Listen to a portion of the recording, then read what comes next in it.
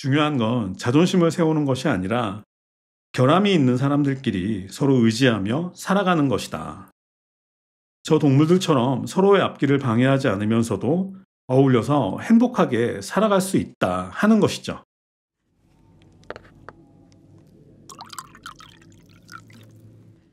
자, 피터캣 북클럽 103번째 시간입니다. 오늘은 아주 특별한 작가의 특별한 작품을 준비했는데요. 바로 캐나다 단편소설 작가이자 2013년 노벨 문학상 수상자인 앨리스 멀로의 디어 라이프입니다. 작가가 1931년생이니까 노벨상을 수상했을 때는 82세였고 이 작품 디어 라이프는 그 전해인 2012년 발표되었습니다. 정리하자면 작가가 81세였을 때 디어 라이프가 발표되었고 그리고 그 다음에 바로 노벨상을 수상했다는 것이죠. 앨리스 멀로의 노벨상 수상과 관련해서 재미있는 일화 하나가 있는데 그것은 그녀가 유력한 수상 후보 중 한 명이었음에도 불구하고 정작 노벨상 발표 당시 자고 있었다는 것입니다. 여러 가지 생각이 드는 장면인데 개인적으로는 작가가 너무 오랫동안 무명 생활을 한 것과 관련이 있는 것 같습니다. 20대에 글을 쓰기 시작해서 무려 30년 가까이 무명 작가로 지냈다고 하는데 애초에 뭔가 보상을 받기 위해서 글을 썼다면 도저히 버틸 수 있는 시간이 아니죠. 그저 글을 쓰는 것이 좋았다거나 아니면 글 쓰는 것 말고는 달리 할 줄 아는 것이 없어서 계속해서 썼고 그러다 보니 상을 받거나 주목받는 것에 대해서는 점점 관심이 사라져간 게 아닐까. 초연해진 거죠. 초연하지 않으면 그렇게 오랫동안 버틸 수는 없었을 테니까요. 그리고 개인적으로 이 작품의 가장 큰 매력 하나를 꼽자면 그것은 소설 대부분이 5, 60년대의 캐나다 시골 마을을 배경으로 하고 있다는 것인데요. 마을 인구가 몇백 명밖에 되지 않는 시골 마을이라면 당연히 조용했겠죠. 게다가 어쩌다가 외지인이라도 나타나면 들판의 소들마저도 놀라서 쳐다볼 만큼 서로를 잘 알고 있었을 텐데 왠지 작가의 글이 그런 분위기와 너무 잘 어울린다는 느낌을 받았습니다. 수다스럽지 않고 절제되고 차분하지만 하지만 하늘만 슬쩍 쳐다봐도 그날의 날씨를 전부 알 수 있는 오래된 농부의 마음처럼 그 짧은 문장 속에 작가가 전하고자 하는 것들이 전부 담겨 있는 것 같습니다. 앨리스 멀로를 노벨상 수상자로 지명할 때 현대 단편 소설의 거장이라는 아주 짧은 선정 이유가 덧붙여졌다고 하는데 그야말로 많은 말이 필요 없는 그런 작가인 것 같습니다. 1931년생인 앨리스 몰로가 성장하던 당시의 캐나다는 매우 보수적인 나라였습니다. 여자가 공부를 하거나 예술가가 되는 것도 별로 좋아하지 않았지만 그들이 가장 싫어하는 것은 여자가 자기 목소리를 내는 것이었습니다. 본문에도 나와 있지만 문제는 여자가 떠든다는 것이었죠. 그에 관해서는 먼저 작가의 어머니 얘기를 해야 할 것 같은데 앨리스 멀로의 어머니는 우리식으로 표현하면 그야말로 깡촌 출신이었습니다. 그런 곳에서 그녀는 고등학교에 진학하겠다고 고집을 피웠고 결국 선생님이 되는데 성공했습니다. 그리고 그런 자신에 대해 자부심이 있었고 그것을 감추지 않았는데 그것 때문에 자신의 가족을 포함한 대부분이 그녀를 멀리했다고 합니다. 그리고 그런 분위기는 앨리스 멀로가 성장하던 시기에도 별로 다르지 않았던 것 같습니다. 여자가 책을 읽고 글을 쓰고 그리고 떠드는 것에 대해서 불쾌하게 생각했던 거죠. 결국 아이러니하게도 작가는 글을 쓰기 위해서 일찍 결혼을 해야 했습니다. 결혼을 하면 적어도 다른 사람들의 간섭 없이 틈나는 대로 쓸 수 있으니까 그렇게 그녀는 임신 중에 그리고 아이가 낮잠을 잘 때 그리고 아이가 학교에 갔을 때 계속해서 썼습니다. 글을 쓰는 것을 자신의 소명으로 받아들였고 그리고 당시 사회적 분위기에 지고 싶지도 않았고 또 매몰되고 싶지도 않았습니다. 페미니즘이라는 말이 존재하는지도 몰랐지만 어쨌든 그 시절부터 그녀는 여자나 엄마가 아니라 작가가 되고 싶었던 거죠. 자, 이 책에는 그런 당시 사회적 분위기나 그것을 바라보는 작가의 시선이 잘 담겨 있기도 한데요. 물론 그런 글만 쓴 것은 아닙니다. 한 사람의 독립적인 작가가 되고 싶은 사람이 작가가 되지 못하게 방해하는 환경에 대해서 불평하는 글만 쓰지는 않았겠죠. 그러니까 마치 버지니아 울프가 그런 것들을 대수롭지 않게 넘겨버리고 자신의 이야기를 한 것처럼 앨리스 멀로 또한 그런 것들을 뛰어넘어서 자기만의 메시지를 창조하는 데 성공했는데, 그것은 바로 인간은 모두 결함이 있는 존재다 하는 것이었습니다. 모든 인간은 결함이 있는 존재고, 그렇다면 인간은 어떻게 살아가야 하나 하는 질문을 완성해낸 것이죠. 그리고 이 책에는 그 질문에 대한 분명한 해답이 들어 있습니다. 그리고 작가는 작년인 2024년 봄에 93살의 나이로 돌아가셨는데, 그해 가을에 한강 작가가 노벨상을 타는 것을 보면서 버지니아 울프나 앨리스 몰로 같은 작가들이 계속해서 태어나고 있구나 하는 생각을 했었습니다. 자, 이 책에는 10편의 단편 소설과 자전적 이야기 4편 해서 총 14편의 글이 담겨 있습니다. 글이 너무 많아서 어떻게 할까 고민했었는데, 오늘은 개별 작품에 대한 자세한 소개보다는 각 소설들의 전체적인 얼개나 감상 위주로 한 편씩 살펴보도록 하겠습니다. 그렇게 하면 앨리스 몰로가 어떤 이야기를 어떤 방식으로 하는 작가인지 더 잘 알 수 있게 될 것 같습니다. 그럼 본격적인 이야기를 시작하겠습니다. 첫 번째 소설은 일본에 가 닿기를 이라는 제목의 작품인데요.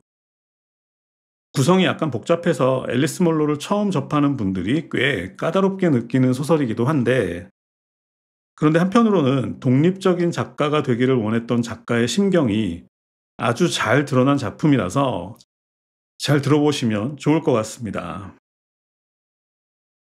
이 소설은 밴쿠버에 살고 있는 그레타라는 이름의 시인에 관한 이야기인데요. 그녀의 남편은 엔지니어였고 직업만큼이나 실용적인 사람이었습니다.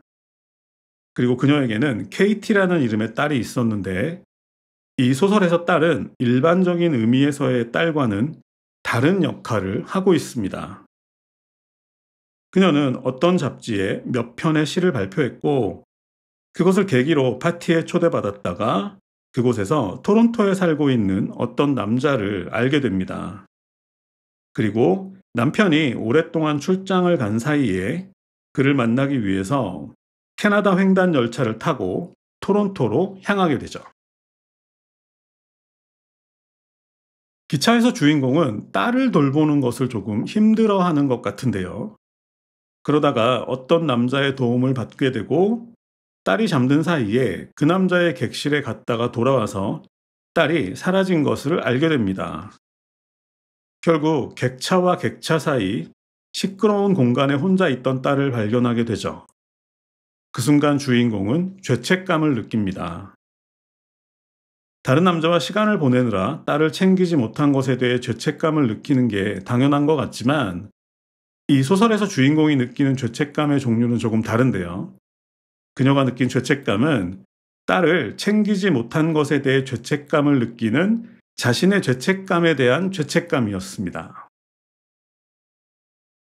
그러니까 이 소설에서 딸은 그녀가 아무리 벗어나려고 해도 끝내 벗어날 수 없는 여성에 대한 사회적 속박을 상징하는 것인데, 그것에 대해 아무리 냉정해지려고 해도 결코 쉽지 않았다는 맥락에서 읽어야 할 것 같습니다. 그리고 소설 마지막 장면에서 마침내 그녀는 자유를 선택하게 되죠.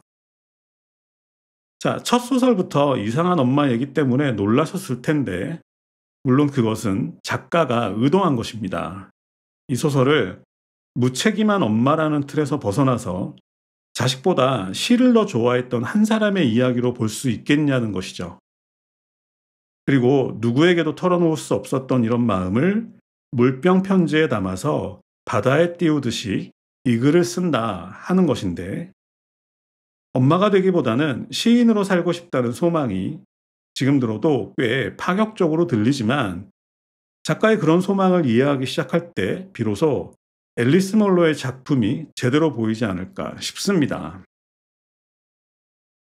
제 생각에는 그래서 그런 여자가, 그러니까 엄마가 되기보다는 시인이 되고 싶었고, 그래서 엄마가 아닌 시인의 길을 가기로 선택한 그런 여자가 쓴 소설이다 라는 의미에서 이 소설이 맨 처음에 배치된 것 같습니다.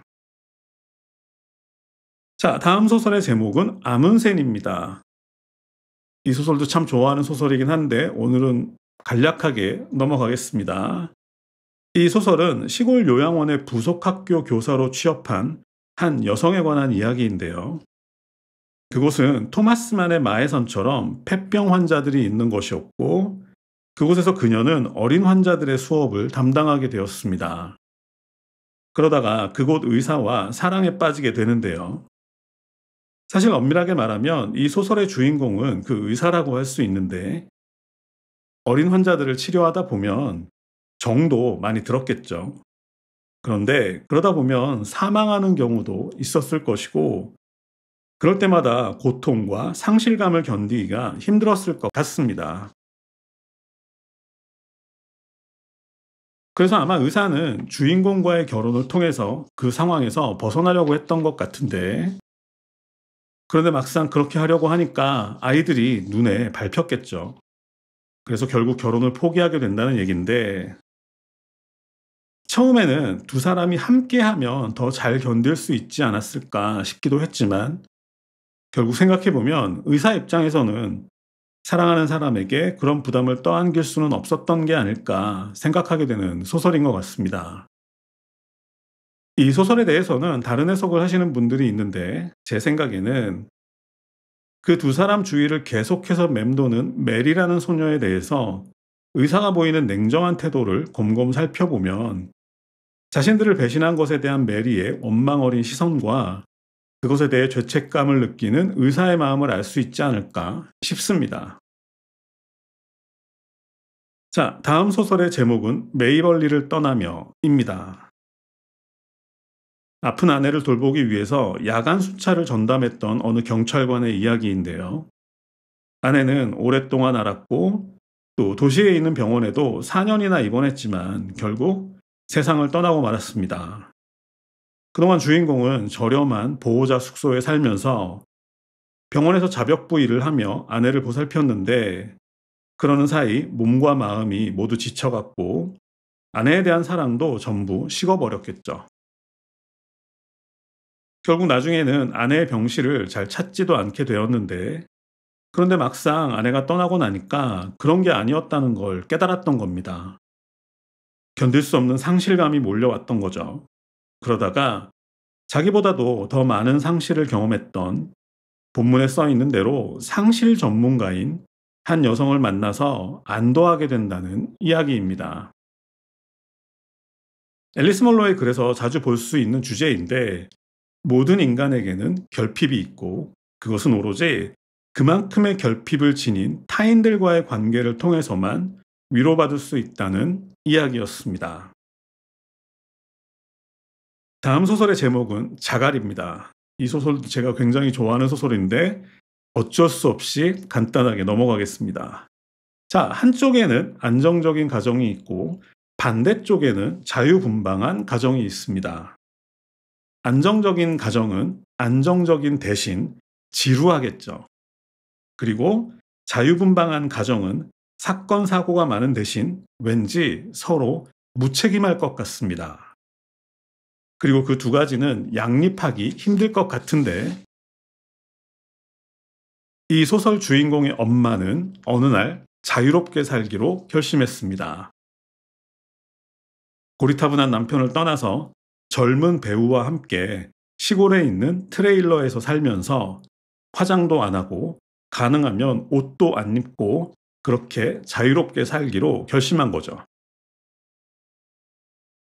주인공은 너무 어려서 잘 몰랐지만 그래도 몇 살 많았던 언니는 그런 갑작스러운 변화가 싫었던 것 같습니다. 그래서 결국 물에 뛰어들어 사망하게 되는데 그런 언니의 모습을 속절없이 지켜봐야 했던 주인공에게 그 기억은 트라우마로 남았겠죠. 이 소설은 처음부터 끝까지 주인공의 시선으로 그려지지만 하지만 왠지 주인공보다는 엄마의 이야기로 읽어야 할 것 같습니다. 그러니까 보수적인 분위기에서 용감하게 자유를 선택했지만 그 자유는 시골에서 차도 없이 살아야 한다는 것을 의미했고 또 산책하다가 늑대를 만날 수도 있고 게다가 자신이 선택한 남자가 자유로운 대신 매우 무책임한 사람이라는 것도 인정해야 했고 결국에는 자신의 선택 때문에 자식의 목숨을 잃을 수도 있다는 것을 받아들여야 했다. 소설 전체가 하나의 비유인 거죠. 당시에 자유를 선택한 여자들은 이러한 벽들과 부딪혀야 했다. 그러니까 결국 그 당시 여자가 자유를 선택한다는 것은 그 모든 결과에 대해서 책임을 진다는 것을 의미했다. 왠지 첫 번째 소설하고 맥락이 닿은 작품인 것 같은데 마음이 원하는 대로 산다는 것은 결코 쉬운 일이 아니었고 지금도 그렇죠. 그렇게 읽히는 소설인 것 같습니다. 자, 다음 소설의 주제도 크게 다르지 않습니다. 안식처라는 제목의 소설인데요. 주인공의 부모는 13살 된 딸을 다른 집에 맡기고 장기간 아프리카 봉사활동을 떠날 정도로 자유로운 사람들이었고 그렇게 그녀가 맡겨진 이모의 집은 권위적인 이모부가 지배하는 그야말로 이모부의 성 같은 분위기였습니다. 심지어 이모부의 성은 캐슬이기도 하죠. 물론 자유로운 분위기에서 성장한 주인공에게 이런 분위기는 처음에는 답답하게 느껴졌겠죠. 하지만 결과적으로는 양쪽 모두 각각의 장점과 단점이 있다는 것을 깨닫는 것으로 마무리되는 소설입니다. 소설 끝부분에서 이모가 천천히 각성하는 장면 또한 매우 인상적이니까 직접 보실 때는 그 부분에 집중하셔도 좋을 것 같습니다. 자, 다음은 개인적으로 이 책에서 가장 좋아하는 자존심이라는 제목의 소설입니다. 주인공은 남자였고 그리고 언청이었습니다. 물론 치료를 받아서 많이 좋아지긴 했지만 그래도 입술 모양이나 발음 같은 건 티가 났겠죠. 결국 그것 때문에 주인공은 어려서부터 이런저런 의무에서 면제받는 것에 익숙해졌습니다. 전쟁이 발발하고 마을의 모든 청년들이 입대했지만 주인공과는 상관없는 일이었고 지금까지 그래왔던 것처럼 적당히 무시당하고 또 적당히 무시하면서 살아가게 됩니다. 그리고 그곳에는 주인공 또래의 오나이다라는 부잣집 딸도 있었습니다. 하지만 은행가였던 아버지가 투자에 실패하고 세상을 떠난 후에는 주인공과 마찬가지로 외로운 처지가 되었죠. 이 소설 역시 선천적인 결함을 지닌 주인공과 부잣집에서 아무런 불편 없이 자랐지만 오히려 그 때문에 혼자 살아갈 수 있는 능력을 갖추지 못한 두 결함이 있는 사람의 만남인 거죠. 자, 먼저 다가온 것은 오나이다였습니다. 세상 물정이라곤 아무것도 몰랐던 그녀가 주인공에게 도움을 청한 것인데 이것을 계기로 두 사람은 주인공 집에서 늦은 시간까지 함께 저녁을 먹고 TV를 보는 사이가 됩니다. 그렇게 꽤 오랜 시간이 흐르고 결국 오나이다는 주인공에게 함께 살자고 제안하는데요. 그런데 여기서 주인공은 그 제안을 거절하죠. 참 멋진 소설이라는 생각이 드는데 주인공이 그 제안을 거절한 이유는 바로 자존심 때문이었습니다. 사실은 오래전부터 그녀를 사랑해왔지만 그녀가 함께 살자고 하는 이유가 그를 사랑해서가 아니라 그와 함께 있으면 그 누구도 그들의 관계를 의심하지 않았으니까. 그래서 주인공이 더 편하게 느껴진 건데 어쨌거나 상대는 부잣집 딸이었고 자신은 그냥 어디에나 한 명쯤 있는 불구였기 때문에 그 누구도 심지어 오나이다마저도 그들의 관계를 의심하지 않는 것에 대해 자존심이 상했던 거죠. 하지만 이 소설은 마지막 장면이 가장 멋집니다. 작가 자신도 가장 좋아하는 장면이라고 말한 소설 마지막 장면에서 두 사람은 창문 밖으로 물을 먹기 위해 모여든 작은 스컹크 무리를 발견하게 됩니다. 검은색보다 흰색이 더 많았던 그 스컹크들은 여기저기서 번쩍거리며 춤을 추는 듯 움직이면서도 서로의 길을 방해하지 않았고, 그리고 한 마리의 몸이 어디에서 시작해 어디에서 끝나는지도 알 수 없을 만큼 여럿이 하나처럼 움직이고 있었습니다. 그리고 그 장면을 바라보는 두 사람의 얼굴에는 기쁨이 넘쳐 흘렀는데 결국 깨달은 거죠.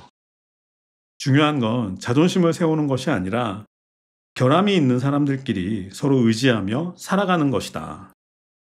저 동물들처럼 서로의 앞길을 방해하지 않으면서도 어울려서 행복하게 살아갈 수 있다 하는 것이죠. 게다가 그것이 새나 다른 동물이 아니라 스컹크라는 점도 너무 좋았죠. 스컹크는 두 사람처럼 다른 사람들에게 그리 환영받는 존재는 아니었겠지만 그래도 함께 있으니 보기 좋았고 또 서로 행복했다 하는 느낌이 너무 잘 표현된 작품인 것 같습니다. 자, 다음 소설의 제목은 코리입니다. 코리는 주인공 이름인데 그녀 역시 부유했지만 어린 시절 앓았던 소아마비 때문에 다리를 조금 절었고 그런 이유로 외톨이로 지내고 있었습니다. 그러다가 어느 유부남과 사귀게 되죠. 그런데 나중에 코리는 이 남자가 자신을 속이고 정기적으로 돈을 가져갔다는 사실을 알게 됩니다. 하지만 결국 자신이 그 사실을 알았다는 사실을 숨기기로 결심하는데 소설은 꽤 유명한 문장으로 마무리됩니다. 이런 문장이죠. 그렇게 그들은 그냥 내버려 둔다. 달리 무언가를 해보기에는 너무 늦었다. 더 좋지 않은 일이 있을 수도 있었다. 이보다 훨씬 더 좋지 않은 일이. 이렇게 마무리되는 소설이었습니다. 다음 작품은 제가 이 책에서 두 번째로 좋아하는 기차라는 제목의 소설인데요. 한 남자가 있었고 고등학교 때 여자친구가 생겼지만 군대에 자원 입대해서 참전했고 전쟁이 끝난 후 그를 기다리는 여자친구가 있는 고향으로 돌아가다가 도중에 기차에서 뛰어내렸고 그리고 어느 허름한 농장에 머물게 되었습니다. 그 농장은 자신보다 16살쯤 많은 어느 여자가 주인이었는데 도시 출신이었던 그녀 역시 아무것도 할 줄 몰라서 농장은 방치된 채로 남아 있었고 기차에서 뛰어내린 청년은 그곳을 번듯하게 만들었다는 이야기입니다. 여기까지는 참 좋았는데 하지만 그러다가 여자가 암에 걸렸고 청년은 그녀를 열심히 간호했지만 그녀가 어떤 말을 한 후 청년은 그녀를 떠나서 다시는 돌아가지 않았다는 이야기인데요. 사실 그가 자원 입대하고 기차에서 뛰어내리고 병실에 누워있는 여자에게서 떠난 것은 모두 한 가지 이유 때문입니다. 바로 자신이 성불구자라는 사실 때문이었는데 그것은 아마도 어린 시절 계모에게서 받았던 성적 학대 때문인 것 같습니다. 결국 이 소설 역시 결핍이 있는 인간에 관한 것이죠. 자신이 성불구자라는 사실이 밝혀지는 순간 그는 그 장소를 떠날 수밖에 없었고 그렇게 기차에서 영원히 내리지 못하는 사람처럼 계속해서 방황할 수밖에 없었다는 내용입니다. 개인적으로는 시골 농장의 풍경이 너무 아름답게 그려져서 좋아하는데 들판에서 풀을 뜯던 소가 낯선 남자를 발견하고 놀라는 장면을 특히 좋아하는 것 같습니다. 자, 다음 소설의 제목은 호수가 있는 풍경입니다. 이 소설과 마지막 소설은 노년에 관한 이야기입니다. 자, 호수가 있는 풍경은 치매에 걸린 어느 할머니에 관한 이야기인데요. 작가 자신도 사망하기 전에 10여 년 동안 치매를 앓았다고 합니다. 그래서 그런지 더 아련하게 느껴지는 소설인데 시간이 흐르고 노년이 찾아온다는 게 이런 거구나. 언젠가는 우리에게도 자신이 행동하고 있다는 느낌이 오직 꿈속에서나 가능한 그런 날이 오겠구나 하는 생각이 들게 하는 작품이었고요. 개인적으로는 이 호수가 있는 풍경도 아주 좋아하지만 넘어가겠습니다. 자, 마지막 소설은 역시 80대 남편과 70대 부인에 관한 이야기입니다. 제목은 돌리이고요. 이 소설은 방금 전 호수가 있는 풍경과는 조금 다른 의미에서 깨달음이 있는 소설인 것 같습니다. 주인공 부부는 자신들이 충분히 살았다고 생각하고 있는데, 그래서 어느 날 함께 세상을 떠나는 계획을 세우고 있었죠.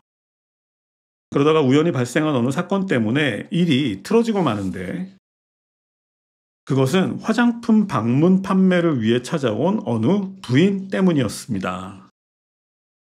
알고 보니 그 부인이 남편이 젊었던 시절에 함께 신나게 방탕하게 놀았던 애인이었던 거죠.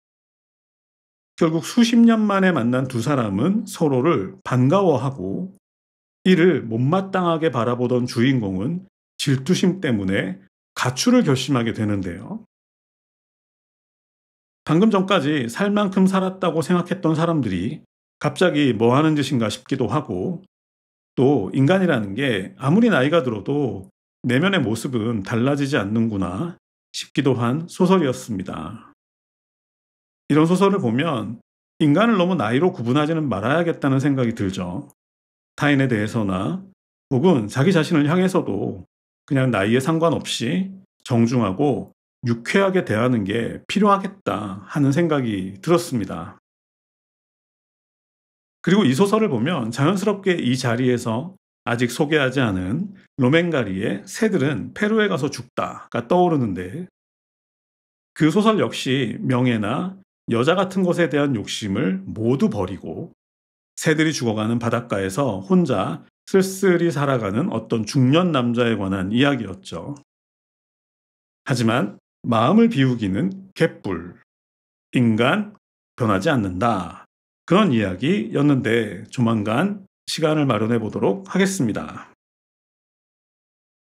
자, 이렇게 총 10편의 단편소설 소개가 끝났고 이제 4편의 자전적 이야기가 남았는데, 주로 작가의 어린 시절에 관한 이야기들이니까 따로 구분하지 않고 합쳐서 정리해 보겠습니다. 앨리스 멀로가 5살 무렵에 동생이 태어났나 봅니다. 그런데 그녀는 동생을 별로 좋아하지 않았고, 게다가 엄마를 빼앗긴 것 때문에 불만이 많아서, 그래서 엄마가 베이비시터를 데려왔는데, 작가는 그 베이비시터를 아주 많이 따랐던 것 같습니다. 그런데 그 베이비시터도 어느 날 일을 그만두게 되었고, 당연히 원망하는 마음이 남았겠죠.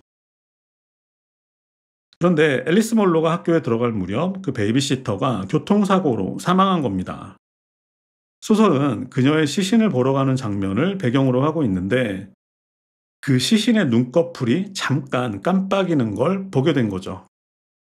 아마도 그녀의 죽음에 책임이 있다고 생각했던 것 같은데, 그 죄책감이 꽤 오래갔다 하는 내용의 이야기였고, 다음 이야기는 학교에 다닐 무렵인데 작가가 맹장 수술을 받고 그것 때문에 학교에도 가지 않고 집에서 하루 종일 빈둥거리다가, 그러다 보니까 밤에 잠이 오지 않아서 괴로워하다가 문득 동생을 목 졸라 죽이고 싶은 충동에 시달렸다는 이야기고, 세 번째는 작가가 10살 무렵인데 엄마와 함께 댄스 파티에 갔다가 그곳에 매춘부가 와 있다는 사실에 분개한 엄마가 항의를 한 것 같고, 그래서 춤도 추지 못하고 돌아왔지만 어린 앨리스 몰로는 군인들이 어느 젊은 매춘부의 다리를 어루만지면서 위로하는 목소리에 처음으로 성적인 호기심을 느꼈다는 내용이고, 그리고 마지막 4번째 자전적 이야기의 제목은 디얼 라이프인데요. 어린 시절 매춘부의 딸과 친해졌다가 혼났던 얘기, 물론 작가는 그 사실을 몰랐습니다. 그리고 아버지가 사업을 벌였다가 망한 얘기, 그리고 엄마가 40대 젊은 나이에 파킨슨 병에 걸린 얘기. 하지만 정작 작가는 그런 것들에 크게 신경 쓰지 않고 독서에 빠져들었었는데, 제가 처음 시작할 때 앨리스 몰로는 이기적인 작가인 것 같다라고 말씀드렸던 바로 그런 맥락들인 거죠. 그러니까 아버지의 사업이 망하고 엄마는 파킨슨병에 걸리고 뭐 여러 가지 문제가 생겼지만 작가는 그런 것에 크게 신경 쓰지 않고 주로 독서에 빠져들었었고, 그리고 그 작가가 고등학교 시절에 푹 빠졌던 책이 바로 토마스 만의 마해산과 마르셀 프루스트의 잃어버리는 시간을 찾아서였다는 얘기. 그리고 마지막으로, 이게 중요한데요. 마지막으로 엄마의 장례식에 참석하지 않았다는 고백으로 마무리됩니다. 마지막에 또 유명한 문장이 있죠. 사람들은 말한다. 어떤 일들은 용서받을 수 없다고, 혹은 우리 자신을 결코 용서할 수 없다고. 하지만 우리는 용서한다. 언제나 그런다. 자, 이렇게 디얼 라이프는 마무리됩니다. 지난주 예고할 때 저는 이 책의 제목이 참 좋다고 말씀드렸었는데요.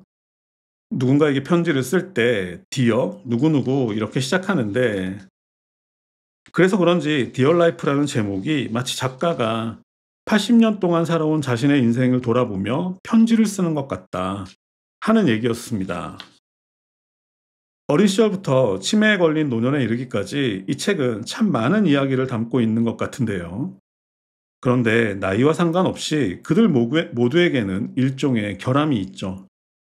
누군가는 신체적 결함 때문에 평생 도망쳐 다니기도 하고, 또 누군가는 자존심 때문에 일부러 일을 망치기도 하죠. 그리고 그것은 작가 자신 또한 마찬가지였습니다. 어머니가 돌아가실 당시 작가는 토론토에 살았는데 그녀에게는 밴쿠버까지 갈 돈도 없었고 어린 자식들을 맡길 데도 없었고, 게다가 남편 또한 반대했습니다. 자, 변명이죠. 누가 봐도 변명인데 작가는 그 변명을 그럴싸하게 하는 것이 아니라 어설픈 변명을 하듯이 하고 있습니다. 자신의 잘못에 대해서, 그리고 자신의 과오와 결함에 대해서 그저 수긍하고 묵묵히 고개를 숙이는 것인데, 그것이 인간들은 모두 그래가 아니라 나는 결함이 있는 존재고 만약 그것 때문에 내가 유죄를 받는다 해도 그냥 그것을 묵묵히 받아들이겠다, 그런 태도가 느껴져서 오히려 독자들에게 공감을 불러일으켰던 것 같습니다. 이 책에 등장하는 수많은 사람들처럼 우리도 결함이 있는 존재인데 평소에는 그것을 너무 외면하고 그저 남 탓만 하면서 살고 있구나 하게 되는 것 같습니다. 오늘은 여기까지 하겠습니다. 감사합니다.